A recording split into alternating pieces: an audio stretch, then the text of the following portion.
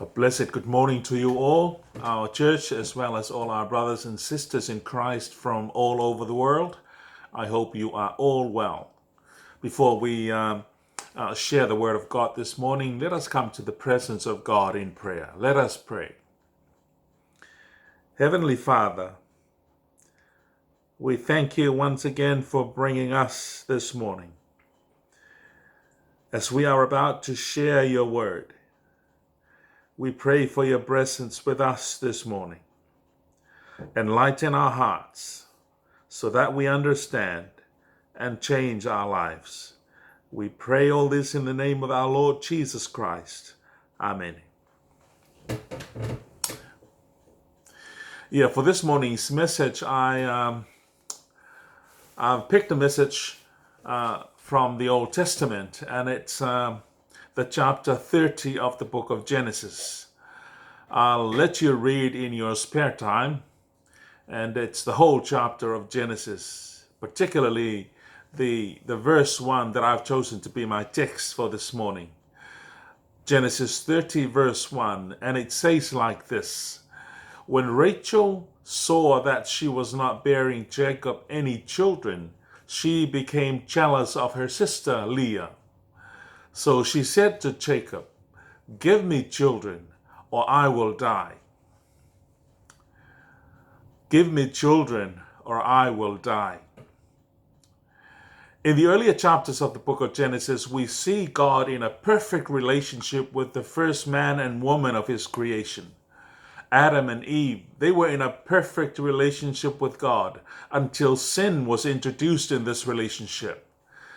And then it all fell apart. In chapters 12 and 50 of the book of Genesis, we see that God is establishing a new way of relating to human. And it came through the man that he chose, the man called Abraham.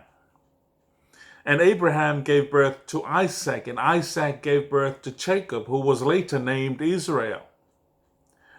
So the narrative of Jacob continues in chapter 30 of Genesis. Jacob is now married to two women, the two daughters of Laban, namely Rachel and Leah. But of course, this doesn't mean that God is condoning polygamy or multiple marriages, because we see that Jacob and all those involved in polygamous relationships, they had problems one after another. They had problems of divisions and competition and envy, all associated with the sin of having multiple relationships. And you know, King Solomon was one of them, and God was very displeased with it. Now in the narrative of Jacob, Rachel had always been the pretty daughter, and Leah was the older one, and she was not so pretty. In the first verse of Genesis 30, the author gives us an account of Rachel's envy of her sister Leah. Because Leah was able to bear children, Rachel, on the other hand, had an intense desire of having children, but she could not conceive. By the way, envy is an emotion which occurs when a person lacks another person's superior quality, another person's achievement, or another person's possession, and then envy crops up in our mind. There are several narratives regarding barren women in the Old Testament. For a woman to be unable to bear children in their culture, it was a significant thing, because the people believed that children were evidences of God's blessing. For example, there are similar stories of Sarah, the wife of Abraham, Rebekah, the wife of Isaac, and Hannah, the wife of the mother of Samuel in the Old Testament, and now Rachel.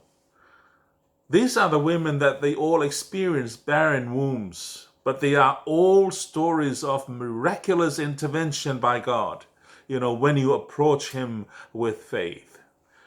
Now Rachel said to Jacob, "Give me children, or else I die." No, she wouldn't be content with just one child. She wants children. By that time, Leah had 4 children. And Rachel now not only wants children, but she may want to have more children than Leah. And that's what the emotion of envy does to a person. It desires someone to not only have much more things, but much better things than the other person. So the feeling of envy is driving Rachel to demand her husband, give me children or I will die. Give me children or I will agonize myself to death. Now the feeling of envy is eating her up on the inside, and now it shows up on the outside. For this morning's message, there are three main lessons that I want to bring for us this morning. Number one, don't look for the right answer in the wrong person or the wrong place.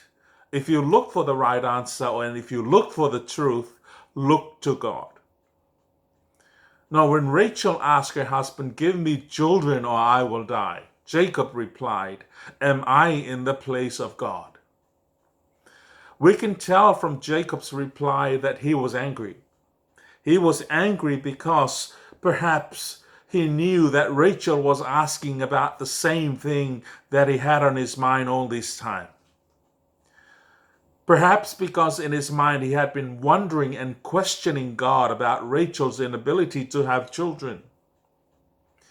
Jacob believes that if there is anyone who knows the reason, it would only be God. And from Jacob's answer, he believes that God opens and closes wombs. Jacob believes also that if Rachel is able to conceive and bear children, it would only be because of the divine and holy will of God.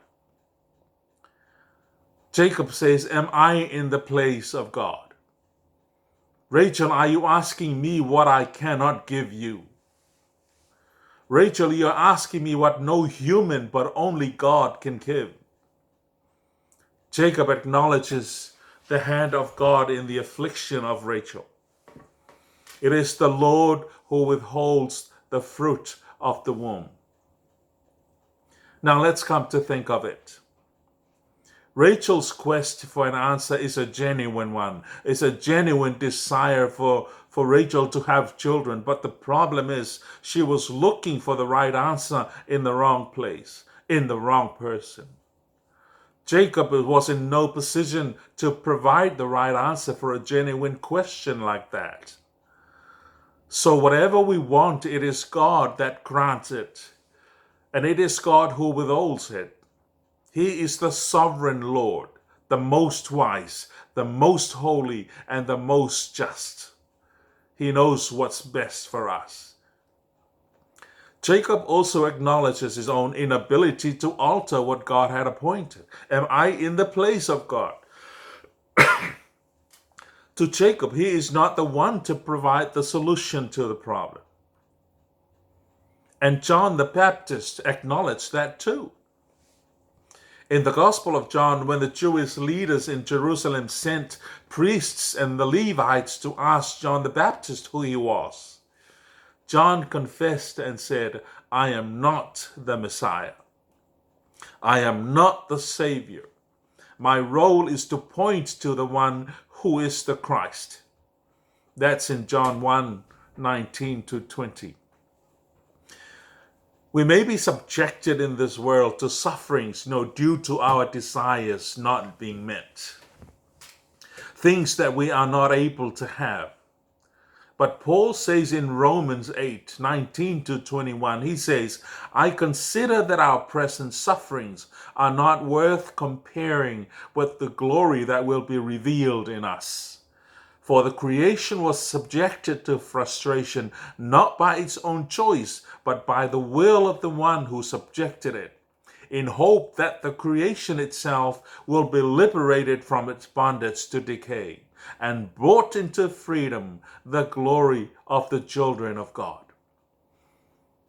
God is saying, I'm going to create in the soul of every man and woman a whole which cannot be satisfied by anything but me.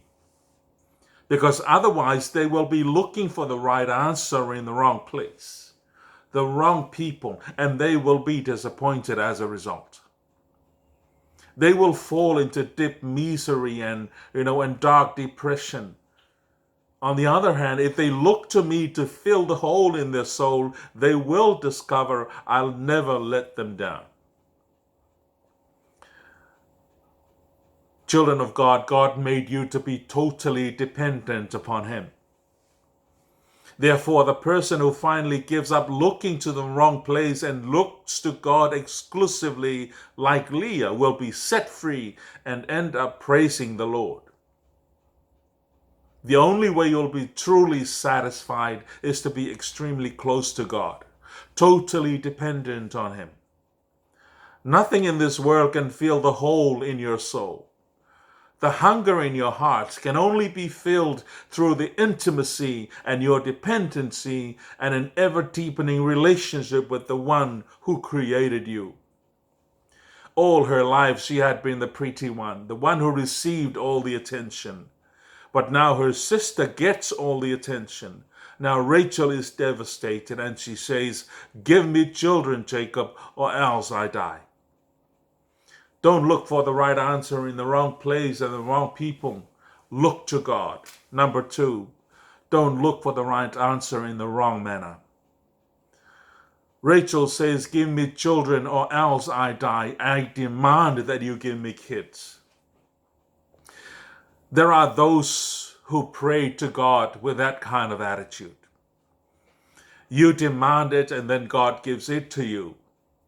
This is the kind of attitude that other Christians, many Christians have. When we pray, we sound like we are demanding God to make us rich or to make us successful or to make us healthy. Now, wait a minute. That is not the way God operates. It is God's will that He gives and withholds. When Rachel finally had a son, she named him Joseph. Why? Because Joseph means may God add. In other words, Joseph wasn't enough. Rachel wanted more. That's always the way it is. When you look into something or someone to meet the need of your soul, it's never enough. And here's the real irony. As a result of having another son, Rachel did in fact die.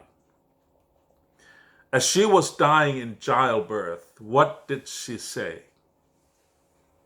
Rachel named her son Benoni, or son of my sorrow. The last word on beautiful Rachel's lips was sorrow. Rachel demanded her way and it killed her. Why did Rachel's life end this way?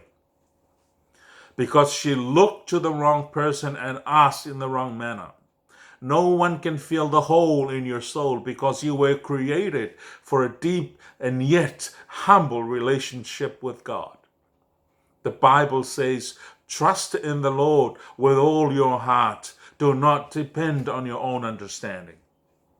In all your ways acknowledge Him, and He shall direct your paths."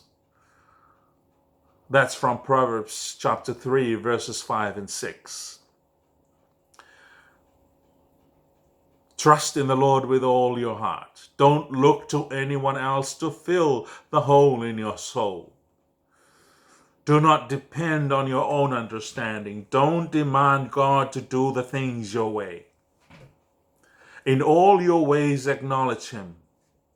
In other words, realize God alone is your satisfaction, your reason for living.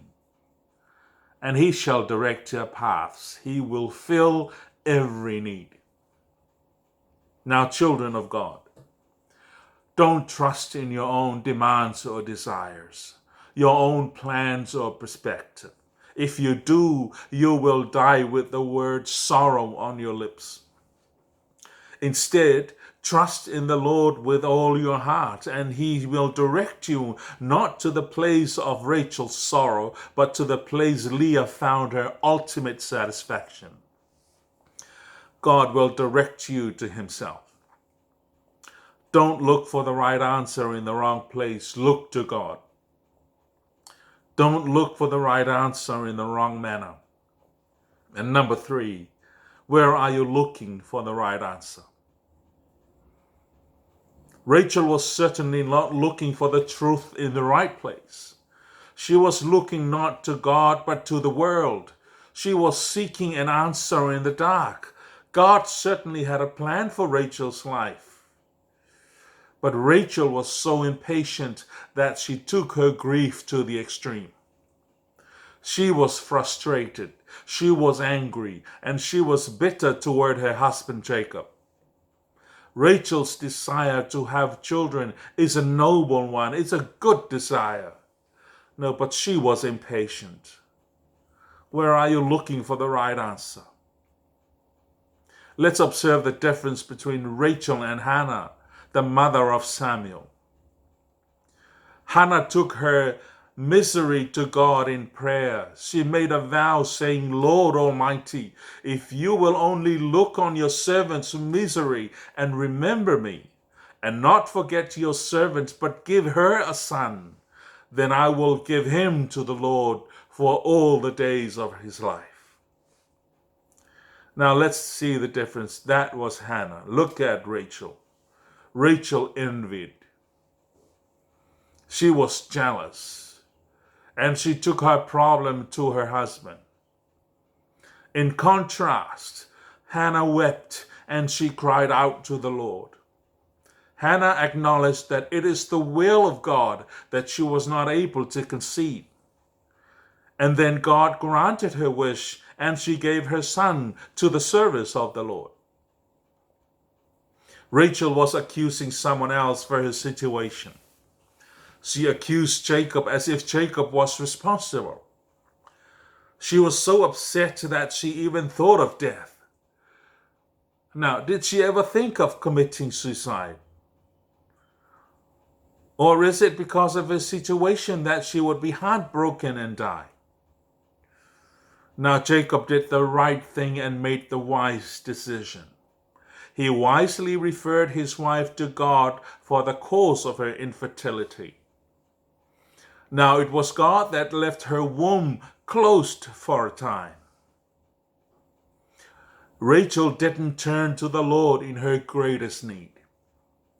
Much of her grief came through the wrong choices and the lack of confidence in the providences of God. Instead of accepting Jacob's words and waiting for God to act, Rachel, like Sarah, gave Jacob her maidservant Bilhah. Jacob complied with his wife's decision, and he has made the same mistake as his grandfather Abraham. And you know what? They suffered greatly from its consequences. Don't look for the right answer in the wrong person or in the wrong place. Look to God. Don't look for the right answer in the wrong manner. Where are you looking for the right answer? The message for this morning is that there's only one place that we look for the right answer, and that is in heaven. The throne of God, where God is sitting. It's where that we get a right answer from. In Jesus' name, amen. Let us pray. Dear Heavenly Father, you spoke very clearly to us this morning. There is no other place but you that we can meet our needs. Help us, dear Lord, so that we come to you and not to the world to satisfy the hunger and the holes in our souls. And we ask all those in the name of our Lord Jesus Christ. Amen. Fa manuia tele le tua ni tai au, soifua mai manuia.